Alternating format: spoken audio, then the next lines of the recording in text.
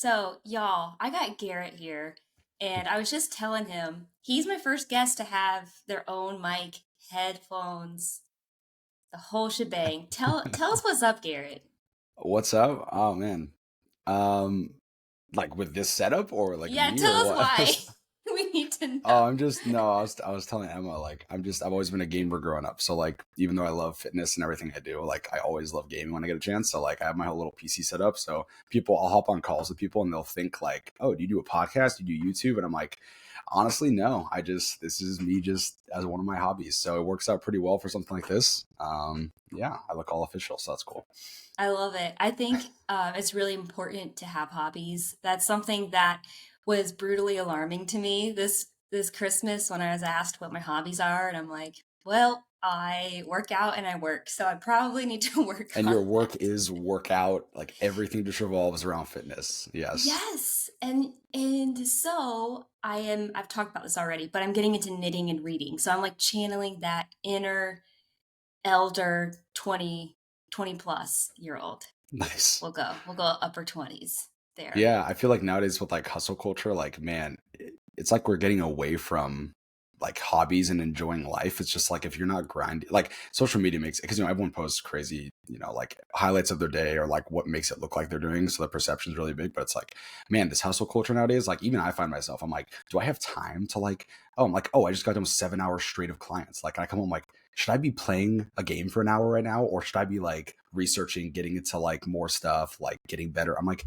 no, dude, like my mind's wrecked. I want to just zone out and do nothing for an hour. Like, but it's tough because nowadays I feel like you feel guilty. Like everyone's like got to preach. Like if you're not up at 4, up till midnight, like every day, 20 hours a day, everything is your work. I'm like, so I think it's very important that yes, you have stuff that just takes you away from everything you're doing, like work wise. But 1000%.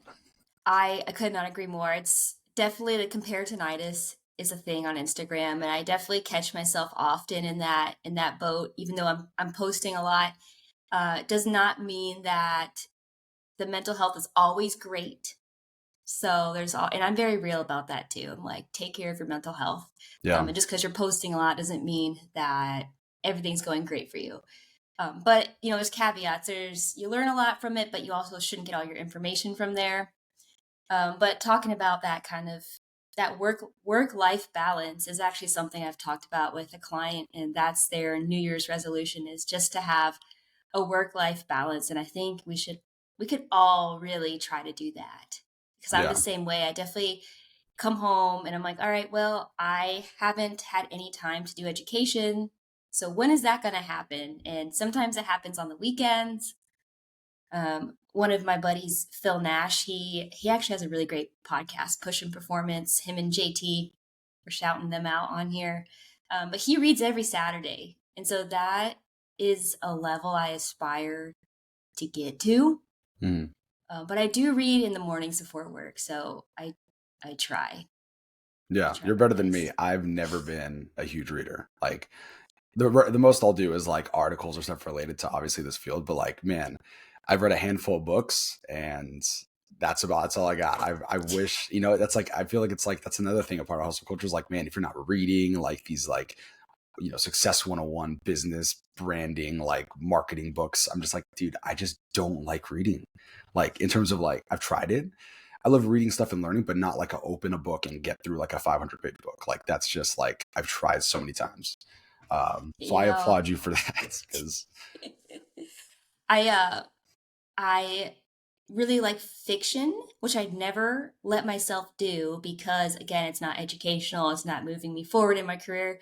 But like the fantasy books, like oh gosh, what's it called? A Court of Thorns and Roses. If you've heard of that, that's nope. just like it's all the rage right now with the ladies. So shout out to Oh, all my okay. girls out there. You better get on that. It's a really good book. um, but yeah, just to kind of tie that together, I like how you said that. We just sometimes as coaches, we do need that time to just turn your brain off and be nothing. Just be a person. Hmm. It's okay to not produce. It's okay to not consistently, continually learning and absorbing information. You need that time to rest and digest. So I really like how you mentioned that. Um, Before we get into it, do you want to tell us a little about yourself? Like Yeah, where sure. are you right now? What are you doing?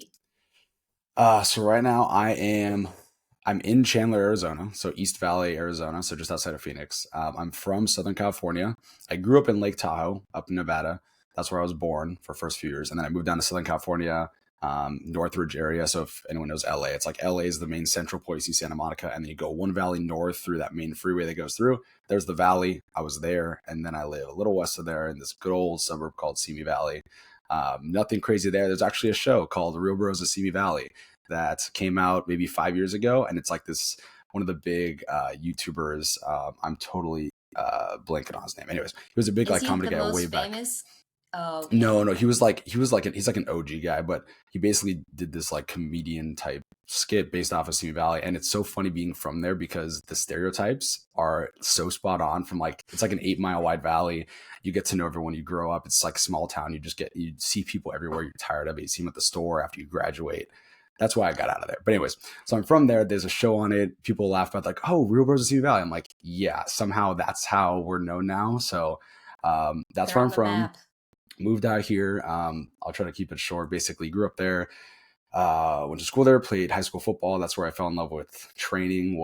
I wasn't the most gifted athlete naturally, but I just found out very early that I needed to work my tail off to get up to say starting positions, things like that. So freshman year, grew up a lot of like insecurity, self-esteem issues. Went on to football because I was like, I want to be a football player. Football players are cool. Middle school, everyone's talking about like going to high school playing football. So I was like, yeah, let's do that. Tried out. Humble awakening the first few weeks of Hell Week, my first freshman summer. Almost quit a few times. Um, and then just kind of learn the process. But I fell in love with the training right away, and that's what kind of grew my self esteem and taught me so many lessons that I'm sure everyone who's gone through like strength conditioning or sports has in terms of like handling adversity and delayed gratification, all this stuff. So all 4 years of high school, I just fell in love with the training aspect, worked my way up to like a captain starting position after 4 years of just like busting it. And then once that ended, was burnt out of football, didn't want to go play college, wanted to go firefighting. But then as I was going out firefighting, got my EMT, worked as it a little bit. I was right before COVID. I stopped right before COVID hit, which actually worked out great because if I was working in EMS with COVID, I probably would have been burnt out anyways because I had friends and that stuff was crazy how they needed to go about that, like protocol wise. And I couldn't even imagine. So Yeah. that's when I started like end of 2019 shifting into like, oh yeah, fitness, training myself, learning how to train, learn nutrition, retaught myself everything because football never taught you much. They just made you move the weight quick. That's all they cared about, no Yep. technique, whatever. So taught myself ground up again in like 2018 after high school. Fell in love with training, fell in love with the nutrition side, and then went down the rabbit hole of like, okay, let's go to school for kinesiology at the time.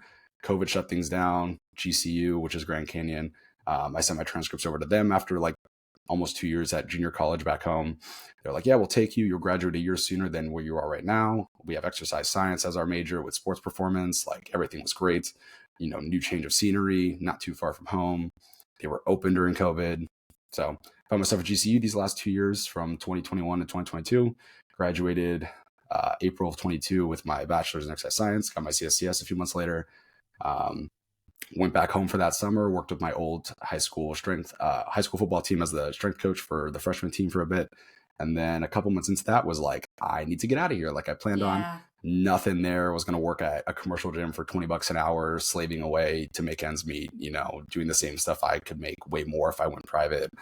But yeah, basically booked it out of there, came out here, figured it out. That was last September. So we've been going for about just over a year and some change. Been out here, but yeah, I love it out here. This is where I wanted to be after graduation, and now I'm here now doing like one-on-one private personal training, getting back into strength and conditioning with some athletes just recently. But yeah, just kind of like going down the fitness rabbit hole and just taking whatever opportunities I can to just meet people, have genuine connections, and just impact whoever I can. So yeah. There's a lot to unpack there. But one, I really truly love hearing about how people got to where they are right now. That's one of the reasons why I started this podcast was one, like I was, it's COVID. So I was going through a hard time. We all were. We were lonely, etc. So I really love the story aspect of sharing stories about how you got to where you are. And it was cool how you mentioned it started so young at like middle school. Like, who remembers middle school? I just remember it being a terrible time. Yes, it is the worst time in your school age, in my opinion. Like, The who was worst. cool in middle school? Like, who liked it? Everyone was Because just I didn't. rude. It's like that arrogant phase where you're like just old enough to be a teenager, but like you need to get humbled a little bit. So it's like, man, that seventh, eighth grade is just like brutal. These kids are brutal in middle school. And I see it now as an adult looking at like athletes and strength conditioning. Man, these kids are just like nowadays, especially. I'm like, dude, you can't say that. Like that's so bad. I can't even imagine what it's like now, but I just remember then I was super quiet and I was not cool. So it pays off now to be older and a little weird, but like when you're younger Dude, and you just weird want to is fit just in. You just want everyone to like you. It's all that exactly, you matters. do do whatever it takes. But I do appreciate. I love how you can remember that moment of it happening in middle school, of transitioning to high school, of that like eagerness to fit in, and then how it's molded into wanting to learn more, do more, teach others the craft that you've learned over the years, and that transformative moment that happened for you, like sharing it with the kids that you work with now. I'm sure you're going to be able to have that impact on them. So it's kind of like Yeah. a full circle moment. Yeah, it started as a very surface level thing back then, just wanting to fit in and have some more self confidence and, be a part of like, oh, the football team, figured like that would give me some level of like people would like me more and all this stuff. You'd be the football, on the football team. And then little did I know it was going to delve into all these different aspects that would change my life forever. And then now looking back, it's why I love strength conditioning so much is because now when I'm with kids, I think about like no matter where you come from, who you are, what your background is, how good you are at the sport, like if you just dedicate your time to something and you really want to just get after it day after day and be consistent with it and all these life lessons that come with it, like you just will absolutely surprise yourself. Like you can absolutely outwork so much talent that people naturally have if you just are there and putting in the days and the effort and just sticking with it and kind of like believing in yourself. So that's why I fell in love with strength conditioning, was what that did from like age 14 to 18 in like a pivotal time in your life, trying to figure yourself out before you become an adult. Like that's what I loved about Yeah. strength conditioning. Not so much the numbers or the sport itself, but just like the process of like the day in day out, and then watch yourself evolve like mentally, physically. Yeah, Yeah. It kind of to your point there, it's a lot of character development too. I feel as it's a choice. It's an active choice if you want to show up and do things that are hard, or do you want to live your life kind of coasting through. And it speaks for itself. People show up and do the hard stuff and they feel better afterwards. hmm And I think that's all why we do what we do, is because we live that. And, you might have an off day or whatever. You might not feel great. Like yesterday, for example, I had an off day and then I moved around, or maybe 2 days ago, whatever. And seasonal depression, y'all. And, I moved around and I felt better. So it's just like those little micro sessions of it just kind of reminds you each time of just how powerful movement is, and just having that ability to move your body hmm also. I don't know if you ever went through injuries with football. Um, have I you? I escaped the worst thing I had. Somehow I made it through 4 years of football, and I played like my first 2 years. I played like offensive line and like some defensive line, linebacker. Like I was like in the nitty gritty in the trenches where like you get just hit dudes every play. And then my like junior senior years when I transitioned, like that's when I wanted to work up to like wide receiver, tight end, which I did. But like through all that, like even taking some punches, like the worst I got was like a bruised tailbone. Like my freshman year, getting knocked on my tail, like double teamed, flown in the air by like these two massive dudes, bruised my tailbone. But after that, like nothing serious. It was actually when I started training on my own that I've dealt with a couple, like one or two Oh, major setbacks. yeah. The ego side of training my first couple years for sure, overdoing it, not understanding load management, all this stuff.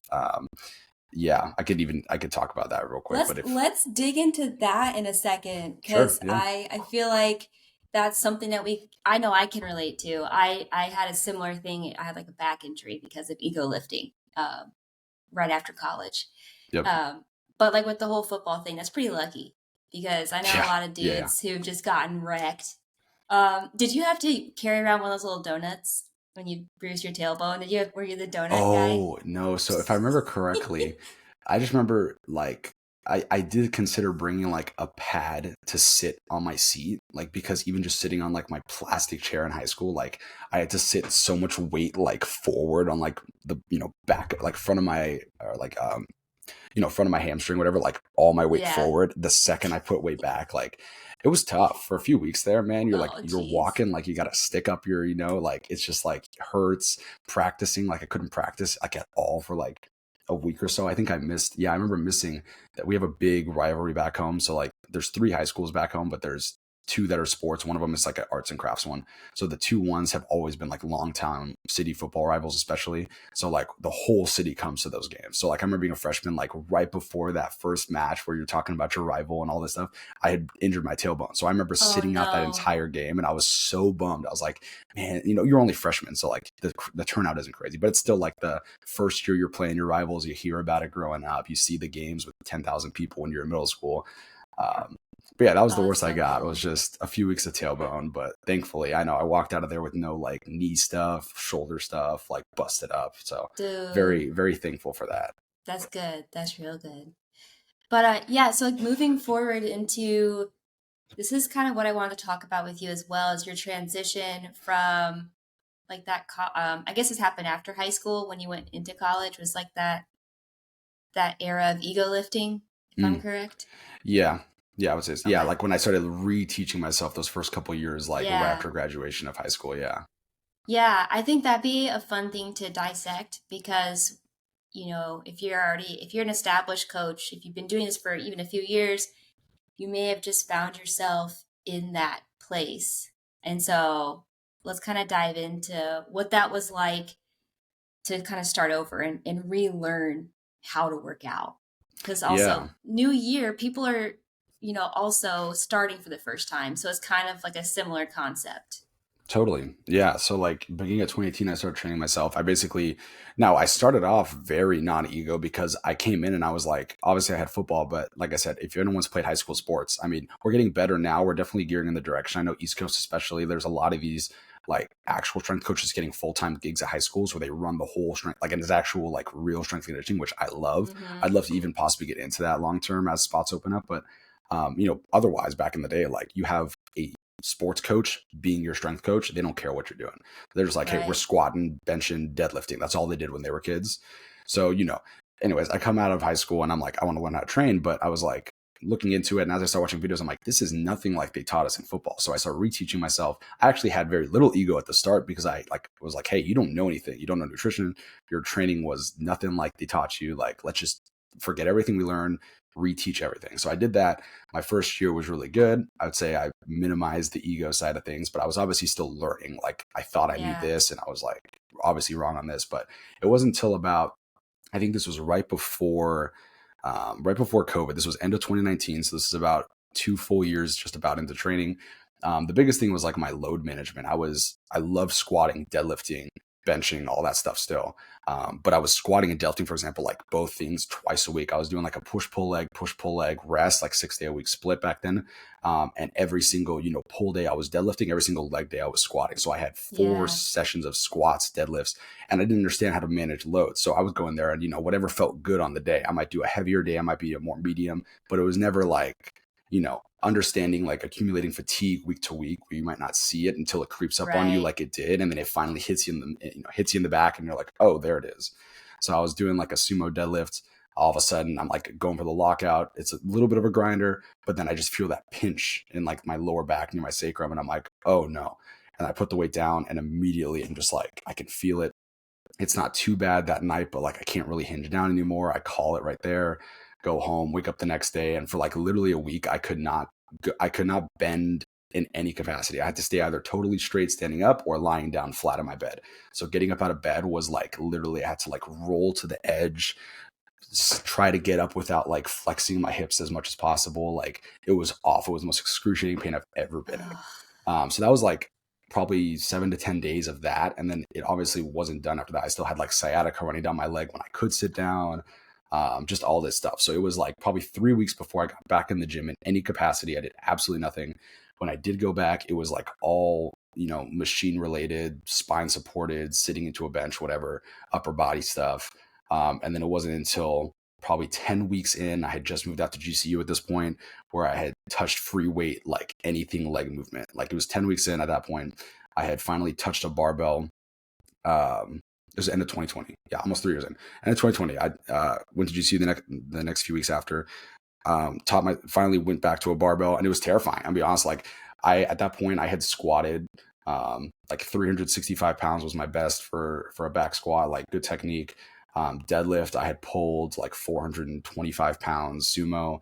So like I weighed like 180. So numbers wise, Yeah. that's a pretty good numbers. But then when I go back in 10 weeks later, like I quite literally was terrified to put on squats. I started with like literally 25 pounds, like 95 pounds on the bar, like 25s on each side, going from 365 to 95.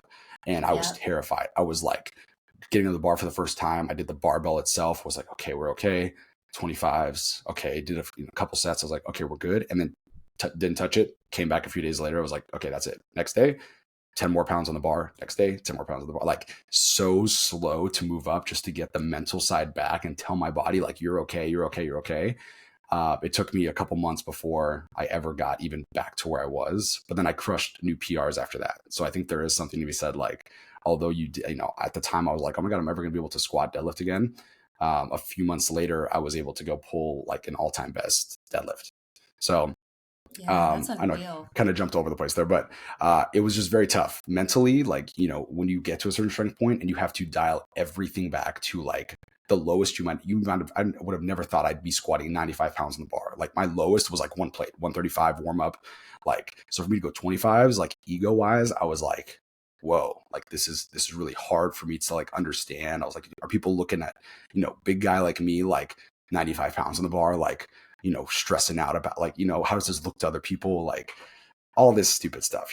But That's I really loved that you shared that because that 100% is going to resonate with a lot of people. Like myself included, I had a very similar situation and it was also a back injury and it was an ego lift and you just know when that thing happens and everything locks up.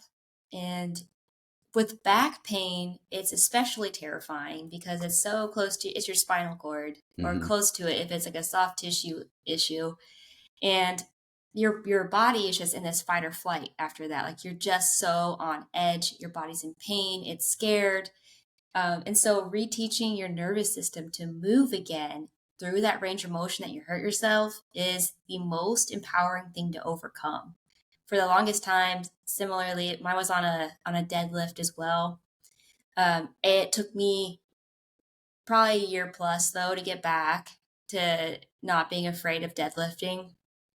And so like it all takes its own course. Not everyone's pain is the same. And that's my biggest thing is that you can't fix everybody's issue with the same solution.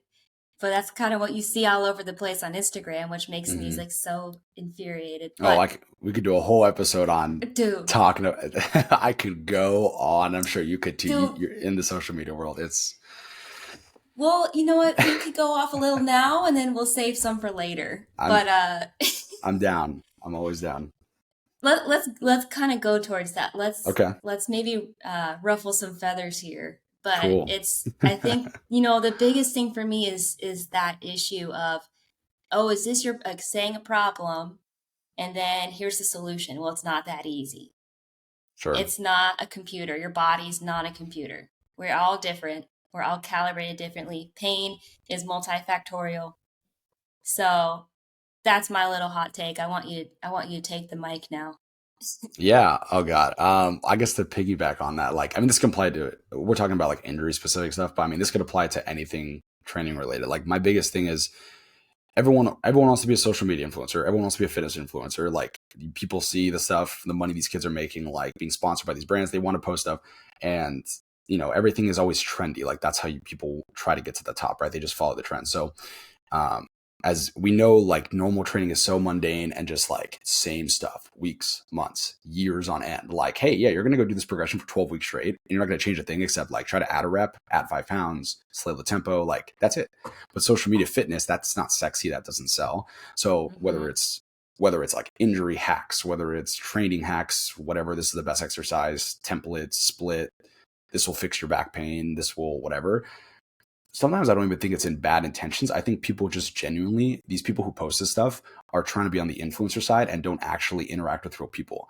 So I describe it as like these people who get really good at training themselves. All of a sudden, they'll call themselves trainers, and they'll be like, "Oh, I'm taking clients and whatever." I'm like, "Do you know anything about like the human body, like how people move, like the systems, or have you just gotten really good at training yourself because you've done it for a couple of years?" And like that's great, but as soon as you get in front of real people and you go to try to coach them through something and they don't understand the cue, and you go, well, just squat down. And you're like, to you, it makes sense, but to them, it doesn't. Right. And they're like, what does that mean? If you can't explain it, things like this, that's where this disconnect comes. And so, like, to tie back to like injury, I feel like people will say they had a back injury and then they went through their rabbit hole of whatever PT online look, research, whatever. They found out how they might have corrected it.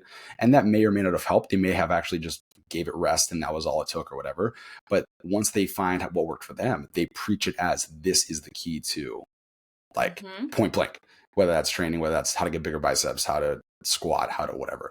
So it's like, it's a blanket statement when we know as coaches, once you get in front of dozens, hundreds of thousands of people, like everybody's different, like how people squat, how people react to cues. Someone's back pain is going to be different in this way. What caused it? What flares it up? What does this? So it's like this, yeah, it ruffles my feathers when people put a blanket statement as like the number, top, like number three thing, like top three things you need to fix this. And I'm like, okay, but what if that doesn't work for someone, or like It's people do like it and they you're think not a like there's no car. hope. Yeah. Yeah. Or people will do it and they'll think like, oh, this didn't solve it. Like something's wrong with me, or like it's never going to get better. And then because people think like they don't know how to decipher information. They see like their favorite person, like, oh, well, they said like, these three things, but like I can't even get into that position. Like, what do I do now? Like, you know what I mean? Like, what's the Yeah. regression? What's the progression? Like, if I can do this or if I can't do this, it's this very like multi-ended question that like it can't just be a blanket statement. Anything in fitness, nutrition, training, people, like it's never just as simple as like here's a one size fits all. No, there's not an instruction manual on how to fix, these problems. And that's kind of what that insinuates on Instagram are those blanket statements. It just kind of makes it seem like your problem's easy to fix. And like you said, it's not like ill intentioned. They genuinely are trying to help. I think to an Some, extent. yeah, totally. I'd like to think, and there's some really great things on there. But then on the other side of that, there's stuff like you said, people are really good at training themselves. And if you work with enough people, like you've also said, you have to try stuff out with your clients, and not everything's going to stick, and the way one person learns movement is going to be way different than the other person. Some people are visual learners, some people need those internal cues, maybe they need external feedback to accomplish the movement. And like understanding, a big thing for me this year is understanding the different type of like squatting. So some people are hingier squatters, that's just how Mm, they anatomically are. Does that mean it's wrong and they're squatting wrong? No, that's the way they accomplish that task due to their anatomy. yep. And I think that's one of the biggest things I learned this year is trying not to over fix somebody's squat.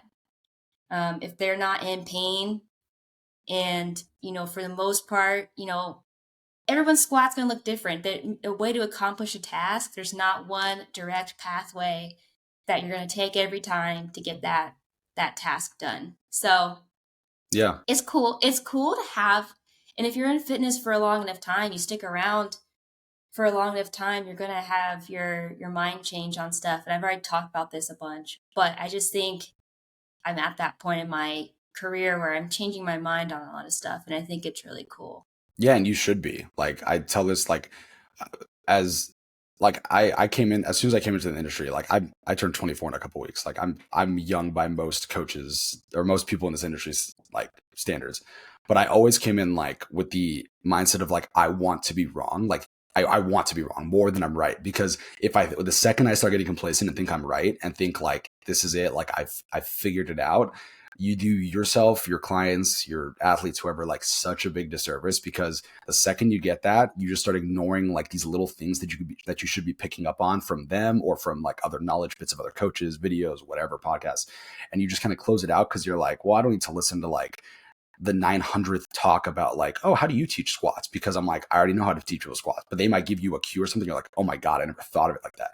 Like, Mm-hmm. or like for how, I like your example of you change, like you used to like overcoach squats. And I think that can be said about a lot of movements. Like, and I found myself doing this very early on when I first started. You come out of like exercise science program, like, man, you got the textbook definitions, and everything in X science or kinesiology or whatever courses are driven off of like perfect scenario. Here's your textbook, like 90-degree hip hinge into this like upright torso at 135 degree. Like, you know what I mean? Like, it's just like the Yeah. most specific, like they put them in these positions, like this is how you squat. And then you go in front of real people. And if it's your first time doing that, like when I was doing internships, I was like, oh, like, hey, we need to like get you here. And then you're like, oh, their thoracic mobility doesn't let them do that. Oh, their long femurs, like they're going to be more hinged over versus someone who's got short femurs and they'll sit super upright. Like all these Yeah. things that you don't know early, because all you know is this textbook, like this is how you squat. And you're like, teachers and professors are like, yep, that's how you squat. And then you go with real people and you're like, that's wrong. And it's like, no, it's not wrong.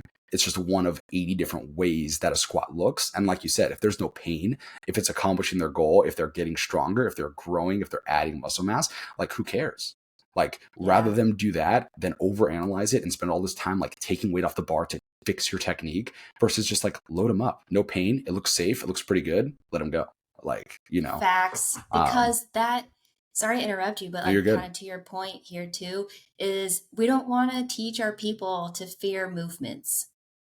Kind of like what we went through with coming out of that pain cycle is the fear of movement associated with that task. But also, if we overcorrect and overcue our people, they're going to fear moving outside of that box. And we need to have movement variability because that's where issues happen is not having experience. And this is kind of where the FRC stuff can come in of like having experience in different positions. Your nervous system is going to be like, what the hell? I've never been here before. I've never Mhm. had to lift weight in this position. Or, I was never exposed to like absorbing or producing force here. So I think just, in the year of 2024, let's not instill fear in our people and ourselves too. Like, Mhm. let's really truly explore movement and let our people also explore movement. Yeah, and some people just need reps. Like you got to think Yeah. about, especially when you're talking about like technical movements and compound movements, like a squat or a deadlift. Like, man, I mean, you have people practicing for years to like fine tune their technique. So, let alone your client who's done like 2 or 3 sessions with you squatting. Like, heaven forbid their squat looks like crap in a sense. Like, it's supposed to. Like, there's a lot of moving parts. They have no idea what they're doing. Like, now, Hmm. I think a good example of this is when you work with youth athletes. If you ever work with youth athletes, like, man, the younger they are, go teach them try to like how to body weight squat. My God, they will like, especially like some of these like kids who have growth spurts early, like they get these really long limbs and they have no idea how to like control their body. So you have them squat and you're like, oh, just squat down. They will have no hip hinge. They'll just drive their knees forward and go like 2 inches and they'll be like, that's my squat. And you're like, no, no, no, do this. And they're like, huh? And then it's like pulling strings. Yeah. And so, but it's like with them, it comes back to like if you overcoach kids, you will be there for 3 years with them, trying to get them to look perfect, and they will have never gotten stronger because you're so spent on like getting this textbook, like your knees to come out a little more, you need to get a little bit lower. Whereas like if you just let them start squatting, it looks half decent. They're not going to hurt themselves. Good start. Good job. Keep it up and get them like get their like confidence up, get them like feeling what it's like, get them a little bit stronger in that position. Like you can always move things like down the chain, like get them lower tempo, like whatever. Like kids is a great example of that. Like don't Yeah. overcoach to where these people are so in their head. They're here and they're thinking about 800 cues and they can't even like put weight on the bar because they're so like fear by analysis, like paralysis by analysis, like just so like, oh my God, okay, is this enough? Is this enough? Am I doing this right? Like, yeah, we see that a lot with especially young athletes, I would say. Yeah, I love that. I speaking with kids, like my biggest experience with kids is teaching them FRC. And I don't know if you've gone down that rabbit hole or Not tapped really. into it, Mm-mm. it yet. But it can get pretty intense education. Like you can go as far as you want, with any concept, you can go really far. And I went really deep for like 2020 through 2022. So like 2 whole years, I was just like in this huge rabbit hole of like the science of FRC and like learning the biology. Like it goes down to the cellular level of what's going on. But obviously, you're never going to tell that to your clients or your kids, especially. But just teaching kids FRC, like those small little joint movements, was such a wake up call Mm-hmm. on like how to be teaching kids. Like I had 11-year-olds through 14-year-olds, and the 11-year-olds paid more attention than the 14-year-old dudes. They were just off the Were they walls. 11-year-old girls? Or were they 11-year-old? Was it 11-year-old boys and 14-year-old boys? Because if you have 11-year-old girls, 100%, I will put betting on them that they will listen more than the 14-year-old boys any day of the week. Like truly, Yeah, teenage girls are so much more dialed in than teenage guys. It's insane. It is I insane. mean, I applaud you I guys. I would love to see that. That's something I would like to work towards as well. Like you mentioned earlier, it's just working with youth athletes. I think it has such a huge, maybe not financially in the beginning, but it does have that impact and it gives you I don't know, it feels really rewarding to have influence, like a positive influence on a younger person. Yep. But yeah, those 14-year-old dudes, y'all wild. They're the worst age group. 14-year-old guys, freshman boys. I worked with them all last summer. My football team, 60 of them in one weight room. That was Oh my fun. gosh. Yeah, that's about as I'll let your mind imagine what that was like. And it was exactly like that and more. Yeah, it was great. You can be the fun coach, but you got to be stern. Like I can't you even be the can, fun coach with them. Like the second I give them any yeah, ounce of fun, they just take that as like, oh, we're not serious anymore. Like it's yeah. so tough. It's so tough. Seriously. I figured out the hard way. I made a joke, and I was like, I wish I never made a joke. Yep. And then they're gonna recite it back to you. And then like it's well, especially like I say like post COVID era, like we lost a couple years in a sense with these kids, like especially now, like when I work with them last year, the freshman kids, like COVID was during their middle school. So if you think about it, these kids went from like sixth grade elementary school, COVID middle school, which was non-existent, to high school for like freshman football. Like these kids cannot like stand on one leg without like falling over in 2 seconds. Like they have zero, like their bodies and their function like is behind where their age is because like something like COVID took them out of like we see this in the classroom. Like these kids are behind on learning just because COVID like messed up this whole like especially if they Yeah, had depending on where in the line they were like middle school, high school, whatever. Like man, so you want to talk about making it like even harder like post COVID era. Some of these kids are like a couple years mentally behind where they are physically. So like you're like, oh, 14-year-olds, like, okay, cool. And they're like, really though, it's like you're teaching 11 or 12-year-olds certain things. Like not in a bad way, it's not their fault, but it's like yeah, you have to like assume, you have to take this into account. Um, and then attention spans, like in TikTok world nowadays, these kids like they give you 2 seconds and then like, oh, I see a squirrel, I see a ball, I see a kid yelling, like just eyes go everywhere but you. Like it is so interesting trying to coach kids right now because like this instant gratification, they're like, I'm bored. yeah. And then like the next thing they're onto, like just darting around the whole it's I crazy. It's hate crazy. TikTok. I'm gonna go ahead and tell you, I tried to do it and I cannot do No. it. And you try to beat the algorithm and it doesn't work. I don't understand that algorithm. Like Yep. I am, gonna do Instagram, but I 100% don't understand. I'm like TikTok illiterate. Like I genuinely don't understand. Like, do you have any experience there, or are you the kind of same No, way? you are way ahead on the boat on content creation than I am. I told myself the last 6 months that I would start getting into content creation. It sucks because it's something I'm truthfully not passionate about. Like, and I think part of it is because I would overanalyze and be like, okay, how do I make this video perfect? Like, because social media, like, I feel like when you put something on social media, like, you gotta have it like a cool flow, a video, a thumbnail, like text to speech, like editing. And I feel like, God, that's gonna take like 3 hours to do like a 30-second video on Instagram. Like, do I have the time to do that right now? And I've tried to get down this thing of like, you know what? Like, I think I just have to like film, post, and just like make it quick and like whatever. Don't overanalyze it. Just start posting stuff that would be beneficial.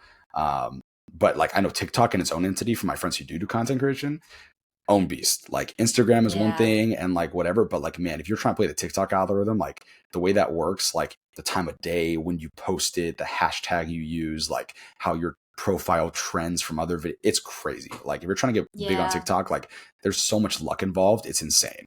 Like it's seriously, you have to Yes. be a trend hopper on something like TikTok. If you do like concrete, like informational content, there's a chance you get big, but man, I feel like you're just gonna plateau like at this barrier where like because these kids come on there and they're like, ah, that's boring, like too much information, like show me someone like backflipping off and then doing like a bench press for like 3 reps and then like just flashy TikTok content. Like that's what these kids do nowadays. It's crazy. Yeah. 100%. I So will no say advice. though, yeah. Well, no, it just helps me like reassure why I don't want to do that. No, and you'll get in your But with head. Go ahead, sorry. Yeah, I'm already there. I'm already there. But when it comes to content creation on Instagram, my biggest thing is every post is an experiment. I've told my other friend this, my other buddy too, same, he's kind of like said the similar thing you did. and you do overanalyze yourself, and that's a good thing. That means that you care about what you put out into the world and how people perceive you. But at the end of the day, you put stuff out there because you want it to be out there. And, for me, I'm kind of going through this phase of I'm going to post the stuff that I think that matters. And sometimes it doesn't get a lot of traction and it sucks. Not going to lie. But what does get your page, unfortunately, those views is doing trendy stuff. Yeah. But if you do a few trendy things, that grows your platform enough to put out the stuff that you want to put out. So that's Yeah. kind of how I'm looking at it right now. Definitely been in it for the long game. Like I've been there since 2017, Yeah, good for 2018. yeah, it's not like sexy saying like I've been, No. doing Instagram for 5 years and you're like, "Oh, how many followers do you have?" You're like, "Well, I have, a couple thousand." It's like, "Oh, like why are you doing that?" Like nowadays these kids blow up like in a month, they have like 1 million followers. It's like insane. But Yeah. like you said, it's the trend hopping. And I do think you're right on you got to give a little bit of like the appeal to like the short term gratification people who like want to see Yeah. something flashy in the first 2 seconds, so they're swiping off to get them on your page and then get them to like follow for that. And then maybe one time they're taking a little extra time, like, oh, what's this? Oh, let's see what they have to say. Like, oh, squat technique. Oh, okay, what's this? Like, and then you get them in on the info. So it's like, I think you're right on giving them a bit. And if you look at any of like the big, like Dr. Mike Rizzotel's great, like at RP Strength, like he's super funny. He's like a PhD exercise scientist, like super smart guy, but he'll just go on tangents, like make a joke and go down the tangent for 30 seconds. That's totally inappropriate, like by all professional standards, but that's just him. And that's how he gets people in. Like that's his stick, is like this guy's super smart, but he's so unserious at times. Like, and he'll do like trendy videos. Like he'll critique like Mark Wahlberg's video on, like his workout video, and he'll just like bash it and be like, what is this Hollywood trainer doing? And then you'll post like a really informational one where he's like, let's talk about 5 ways to like apply nutrition to your holidays. And he like, he does this Yeah. total blend, and he pulls people in, they stay around, then you give them the info, and then they get that. And I think a blend is very necessary in today's attention span world and getting people in. Um, Yeah, I agree because you got to make sure you do a little bit for them, but then you got to do it for yourself. That's why you started in the first place. sure. So for like I tried to be very serious when I first started, and that was really boring. And I like to be goofy and put funny stuff out, and so I started doing that, and it's been great. Yeah, and if So you enjoy it, you're going to want to do it more. Like everything comes yeah, at a cost. You can do anything short term, like if you put a fake face on. But like if you're going to burn out at some point. Like you see this happen. People start Instagram and or like start social media and they like want to follow a trend, or like they want to be like their favorite influencer or whatever. And they might do like a couple months, but immediately there's like a dip off. Like they stop because it's like, dude, if you're not you, like God, it's the most draining thing. Like having to like talk up to the camera in a way that you're like, that doesn't sound like me. And you redo the take like 30 times. You're like, that doesn't sound like me. Like, you know what I mean? Versus just like be you. Oh, first take. Yeah. Sounds about good. And yeah, but I also yeah, say to reaffirm you for social media, like, although some things might hit more than others, like remember the people who, a lot of times people who see that, they're not going to comment, like, or say anything.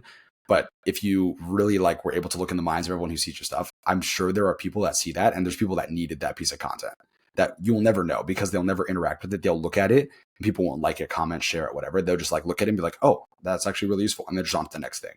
Like I look on a yeah. lot of informational stuff, like from way smarter people in this field than I do. I never comment like whatever. I'll just like see something like that's really good. Take that, apply it to my clients, whatever. But I don't Mm-hmm. leave like a formal, like a lot of the time, at least a lot of like, hey, this is awesome. This is great. I'm using this. Like, so you got to remember, like, there's plenty of people that just lurk in the shadows, but they're going to take your stuff and be like, oh, I didn't know I needed that. Like, that's great, et cetera, et cetera. So Yeah, that's a really good reminder because kind of like we said, we can get in our own heads, and if we don't see it, it's kind of like the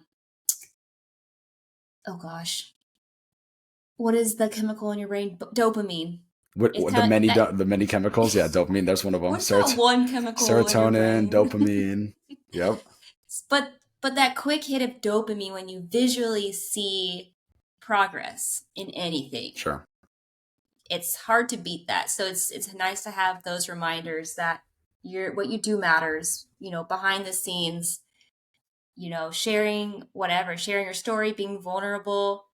That's what you're doing here too. You're sharing stuff you've gone through, and other people are going to consume that. And I know they're going to appreciate it, resonate with it, even if they don't say anything. sure, So, yeah. yeah. And Sorry, go ahead. Were you No, going to you're say oh no, you're something? good. No, Okay. you're good. I was gonna say we've derailed all over the place. I'm cool with it. We're vibing. Y'all, this is the first time we've ever spoke too. Let Yeah. let that When did be I known. I follow feel you? like Like 6 months ago? I don't even know. Summertime? It's been a while. I followed you a while it's back. it's been a while. Yeah, I saw you Yeah. from Katie Higgins.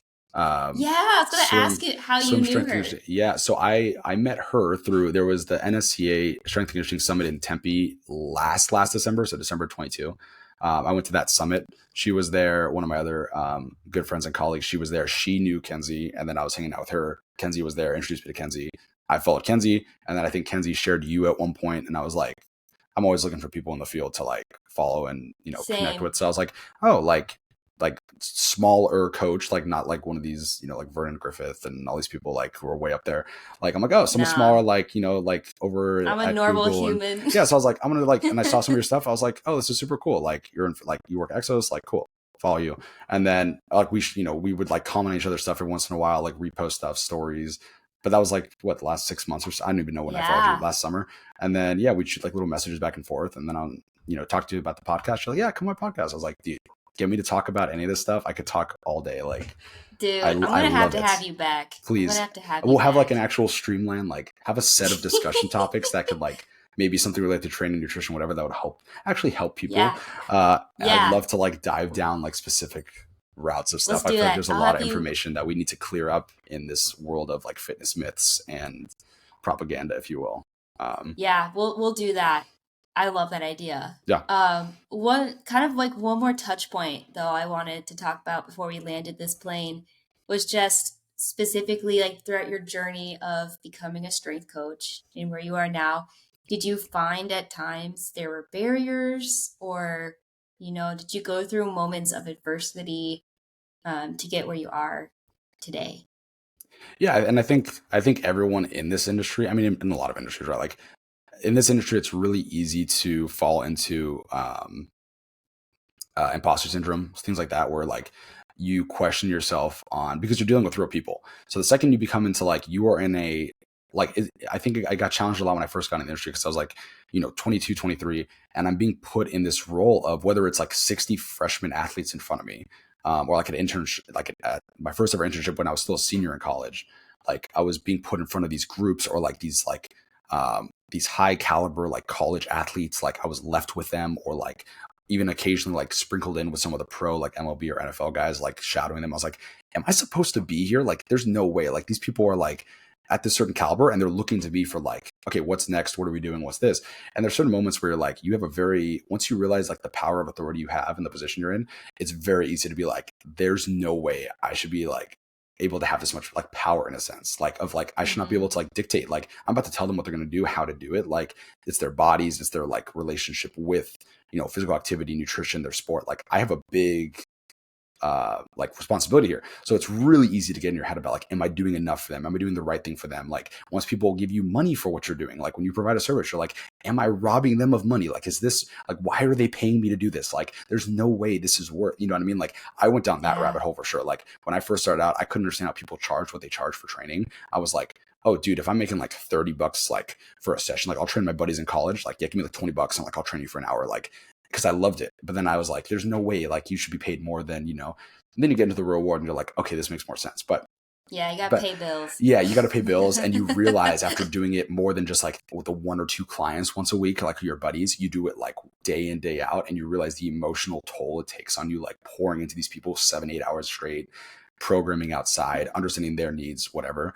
So to like, I guess to bring it back onto the like adversity topic, like, yeah, I mean, as I talked earlier on, like I come from a background of like self-confidence issues. So no matter how much I've gotten better at that through my time of training and how what that's like got me to the spot now, like I still have those moments of weakness from back in the past where like I question myself or I don't think I'm capable or I'm like, there's no way I'm here in this position. Like this has to be like a fraud. Like there's no, I still get those moments. And I've gotten those moments Yeah. through most things I've done. Like when I went through college, I was like, my first anatomy physiology class, I was like on the brink of failing the lab portion because the whole thing was tests, and it's like 200 question tests. Nothing matters but that.